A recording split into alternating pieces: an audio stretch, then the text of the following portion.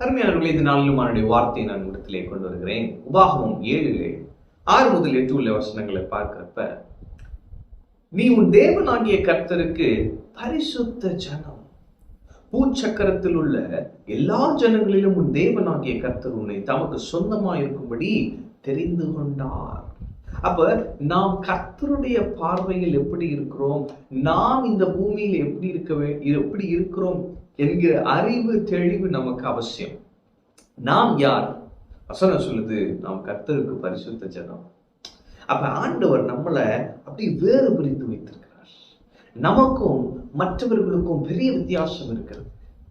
தேவன் நம்மை அவருடைய சொந்த ஜனமாய், பரிசுத்த ஜனமாய் அவர் வேறு பிரித்திருக்கிறார். எனவே இதை நாம் முதலாவது புரிந்து கொள்ள வேண்டும். நான் கர்த்தருடையவன், நான் கர்த்தருடையவன்.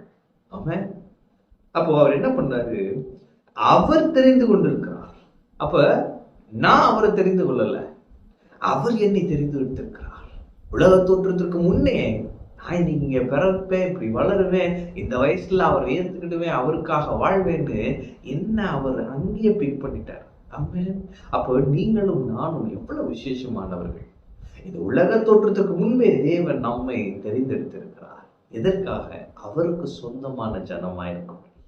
சரி, இதெல்லாம் எப்படி பாருங்களேன்.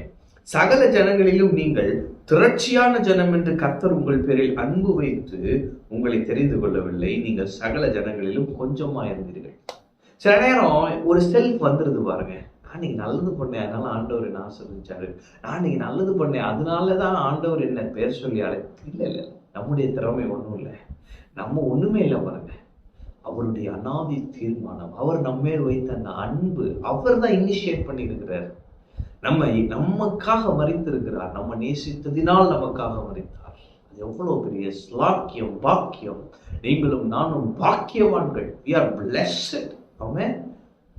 அடுத்த வசனம் போட்டிருக்கு பாருங்க.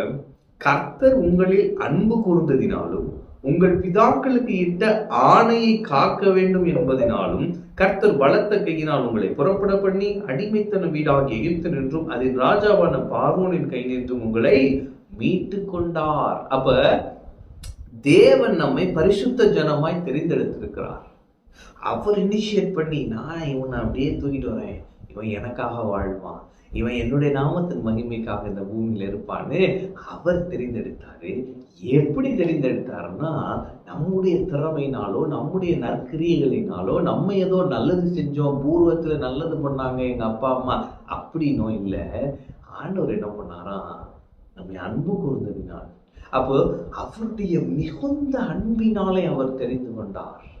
அப்ப நீங்க புரிஞ்சுக்கோங்க, தேவன் உங்களை வெறுக்கவில்லை, தேவன் உங்கள் மேல் கோபமா இல்லை, தேவன் உங்களை நேசிக்கிறார், தேவன் அன்பாகவே இருக்கிறார். ஆமென்.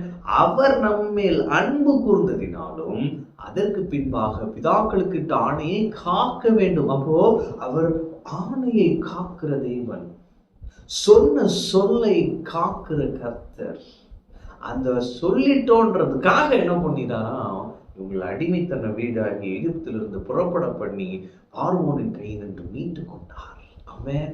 அப்படி நான் சொல்றேன், கர்த்தர் உங்களை நேசிக்கிறார். அவர் உங்களுக்கு சொன்ன அந்த ஆணையை, சொன்ன வார்த்தையை அவர் நிறைவேற்ற போதுமானவராயிருக்கிறார். எப்படிங்க நிறைவேறும்? சூழ்நிலையை பார்க்கும் பொழுது அதற்குரிய சாத்தியக்கூறுகள் இல்லையே. இஸ்ரவேல் ஜனங்கள் எகிப்தில் அடிமைத்தனத்தில் இருந்தார்கள்.